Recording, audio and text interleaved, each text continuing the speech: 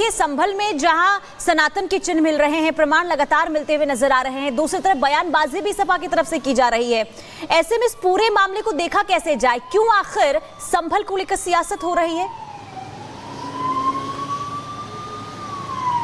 देखिए संभल में जगह जगह पे जो एएसआई की टीम जो है वो लगातार पहुंच रही, जहां से उनको जो साक्ष्य मिल रहे हैं तो उसी के आधार पर जो आगे की एएसआई की जो इन्वेस्टिगेशन है वो चल रही है। लेकिन बात करें सपा के सांसद की या सपा के अन्य नेता की, तो वो शुरुआती तौर से यही आरोप लगाते नजर आ रहे हैं कि ऐसा कोई जो साक्ष्य है वो यहाँ पे नहीं मिल रहा है। एएसआई की टीम हो या सरकार हो, जानबूझ के ऐसी अलग अलग जगह पे खुदाई करवा रही है। लेकिन अब जिस तरीके से पुलिस की टीम यहाँ पे तैनात की गई है, एएसआई की टीम लगातार यहाँ पे पहुंच रही है, अलग अलग जगह पे दौरा कर रही है, तो इससे ये बात जाहिर होती है कि यहाँ पे पहले जो थे साक्ष्य मंदिर के वो यहाँ पे पाए गए थे, जिसके आधार पे जो है एएसआई की टीम यहाँ पे पहुंचती है और उसी इन्वेस्टिगेशन के आधार पे आगे की जो कार्रवाई वो चलती है। लेकिन जो राजनेता है वो इस पूरे मामले को राजनीतिक मुद्दा बनाने की कोशिश कर रहे हैं, राजनीतिक टूल दे रहे हैं और इसी के आधार पे जो वोट बैंक है वो उनका कहने के मजबूत होता है। क्योंकि सपा डेलीगेशन बात करें, विधायक हो चाहे सांसद हो, वो शुरुआती तौर से यही जानकारी दे रहे हैं कि सरकार जो है काफी ज्यादा अन्याय कर रही है, गलत कर रही है। लेकिन जब ऐसे साक्ष्य सामने आते हैं इससे बात जाहिर होती है कि यहाँ पे और साहिल, लेकिन देखिए जिस तरीके से तमाम जानकारियां मिल रही है, इसके अलावा अगर हम कहें, इससे पहले भी समाजवादी पार्टी ने कोशिश की थी। बहुत शुक्रिया आपका तमाम जानकारी के लिए, वापस आपका रुख करेंगे। लेकिन देखिए इस बीच एक बड़ी जानकारी मिल रही है, बड़ी खबर सामने आ रही है, उससे दर्शकों को रूबरू करा दे। बड़ी जानकारी आपको दे दे, जहां अवैध बांग्लादेशियों पर एक्शन जारी है। देश भर में अगर बात करें तो तमाम राज्य जहां पर अब एक्शन जारी है, बात दिल्ली की करे, असम की करे, महाराष्ट्र की करे, हर एक राज्य में देखिए जिस तरीके से अवैध प्रवासियों को लेकर के ये एक्शन जारी है, खास तौर पर रोहिंग्याओं को लेकर के, बांग्लादेशियों को लेकर के ये जो एक्शन है वो तेज हो चुका है। और इस बीच एक बड़ी खबर पटना से आपको बता दें, बीपीएससी छात्रों के हंगामे मामले को लेकर के केस दर्ज हुआ है। 21 नामजद 700 अज्ञात के खिलाफ केस दर्ज किया गया। छात्रों को उकसाने, कानून व्यवस्था बिगाड़ने का आरोप लगाया जा रहा है और वहीं प्रशांत किशोर और उनके बाउंसर के खिलाफ भी केस दर्ज हुआ है। जनसुराज पार्टी के अध्यक्ष के खिलाफ भी केस दर्ज किया गया है। तो देखिए बड़ी जानकारी आपको दे रहे हैं, पटना में लगातार जो छात्र हैं वो डटे हुए हैं, सड़कों पर है, प्रदर्शन कर रहे हैं। बिहार लोक सेवा आयोग की 70वीं संयुक्त परीक्षा को अभ्यर्थी रद्द करने की मांग कर रहे हैं। और आपको बता दें बीते दिन यानी कि रविवार को जो तस्वीर सामने आई, वाटर कैनन यहाँ पर देखिए किस तरीके से किया गया छात्रों पर ठंड के दौरान। और यहाँ पर देखिए जो मांगे हैं नॉर्मलाइजेशन को लेकर के, परीक्षा एक शिफ्ट एक दिन में कराने को लेकर के, इस मांग पर जो छात्र है वो लगातार डटे हुए हैं। आज हालांकि देखिए यहाँ पर आरोप ये भी लगाया गया कि जो राजनीतिक दल पहुंच रहे हैं वो यहाँ पर अपने अपने ढंग से इस पूरे मुद्दे को हाईजैक करने की कोशिश कर रहे हैं। आरोप प्रत्यारोप का दौर भी जारी है। हालांकि देखिए अब इस मामले में सियासत भी गर्मा गई है। अगर बात करें आरजेडी की और वाम दल की, तो आज देखिए बीपीएससी अभ्यर्थियों का सपोर्ट करने की बात कहते हुए नजर आए और लाठी चार्ज का विरोध भी किया है। वहीं नीतीश सरकार पर निशाना भी साधा गया और सरकार को आड़े हाथों लेते हुए नजर आए। वहीं इस मामले में वाम दल ने भी ऐलान कर दिया है कि आज बिहार में चक्का जाम किया जाएगा और जो आवाज है छात्रों की उसे और पुरजोर तरीके से रखा जाएगा। तो यहाँ पर देखिए केस तो दर्ज हो ही चुका है, एफआईआर दर्ज हो चुकी है। री एग्जाम की जो मांग है छात्रों की, उसको लेकर के बवाल जो है, संग्राम जो है वो अब आगे बढ़ता हुआ नजर आ रहा है। भारी बवाल की तस्वीरें, ये बीते दिन की तस्वीर है जहां किस तरीके से जब छात्र पहुंचे थे, पहले छात्र संसद हुई और उसके बाद छात्र संसद के दौरान ही यह फैसला लिया गया कि मुख्यमंत्री आवास की तरफ कूच करना है। और जब कूच यहां पर छात्रों ने किया उस दौरान पुलिस ने हल्का बल प्रयोग किया, लाठी चार्ज भी किया। इसके अलावा वाटर कैनन के इस्तेमाल के जरिए भीड़ को तितर बितर करने की कोशिश की गई।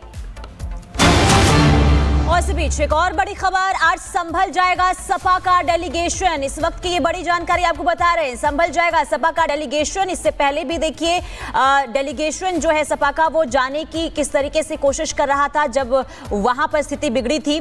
और आज एक बार फिर से सपा का जो डेलीगेशन है संभल जाएगा। एक तरफ जहां संभल में लगातार खुदाई का काम जारी है, बावड़ी मिल रहे हैं, मंदिर मिलने का सिलसिला जारी है, मूर्तियां मिल रही है, तो दूसरी तरफ संभल को लेकर अब सियासत भी जबरदस्त तरीके से देखने को मिल रही है। संभल को लेकर जहां सपा अध्यक्ष अखिलेश यादव ने कल बयान दिया था, इसे लेकर भी घमासान देखने को मिल रहा है। और इस बीच अब ये जानकारी सामने आ रही है कि आज संभल सपा का डेलीगेशन जाएगा, क्योंकि संभल को लेकर सियासत इस वक्त जबरदस्त तरीके से देखने को मिल रही है। क्योंकि समाजवादी पार्टी के अध्यक्ष अखिलेश यादव लगातार खुदाई को लेकर जिस तरीके से बयान दे रहे हैं, इसे लेकर अब सियासी पारा हाई होता हुआ नजर आ रहा है। उन्होंने कल सीएम योगी के घर पर खुदाई करने को लेकर जो बात कही थी, और इसे लेकर भी अब बीजेपी लगातार समाजवादी पार्टी पर हमलावर। एक तरफ जहां संभल में सनातन के चिन्ह मिल रहे हैं, प्रमाण मिल रहे हैं, दूसरी तरफ एसआई की टीम लगातार वहां पर सर्वे कर रही है। कोशिश ये की जा रही है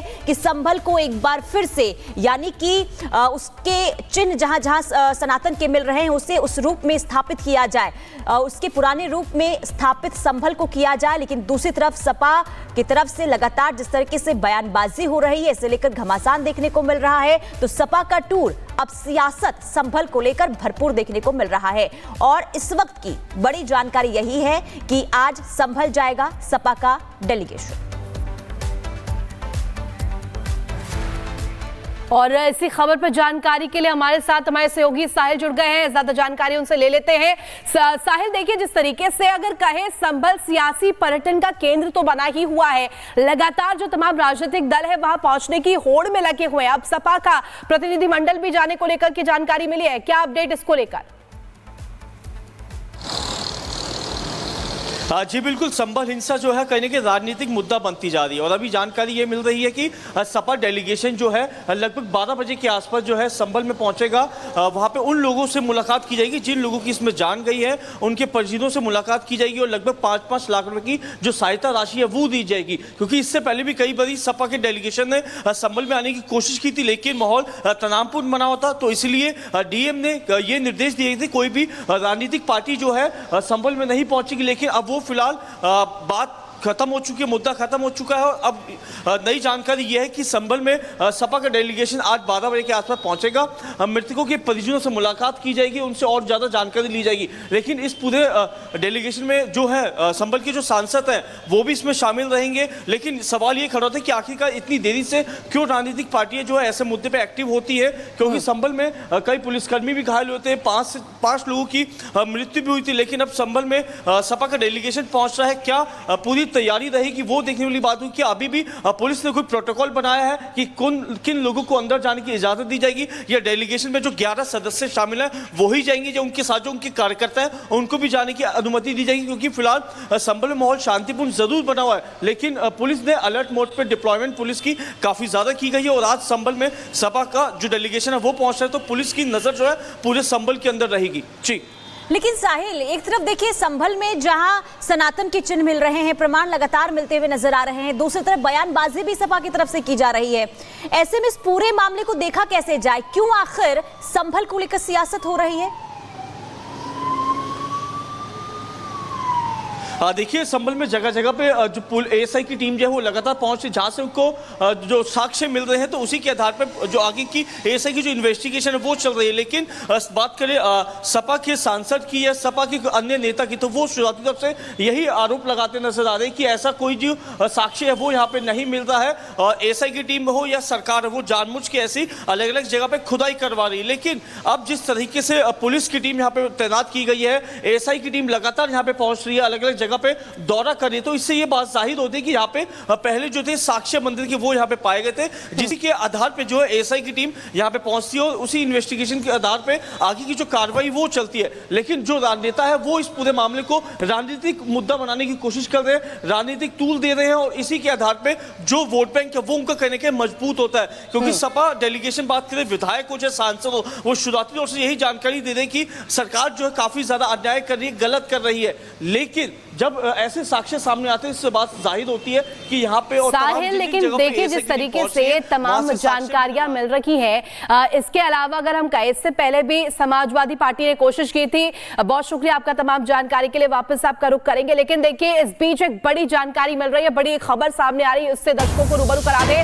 बड़ी जानकारी आपको दे दे, जहां अवैध बांग्लादेशियों पर एक्शन जारी है। देश भर में अगर बात करें तो तमाम राज्य जहां पर अब एक्शन जारी है, बात दिल्ली की करे, असम की करे, महाराष्ट्र की करे, हर एक राज्य में देखिए जिस तरीके से अवैध प्रवासियों को लेकर के ये एक्शन जारी है, खास तौर पर रोहिंग्याओं को लेकर के, बांग्लादेशियों को लेकर के ये जो एक्शन है वो तेज हो चुका है।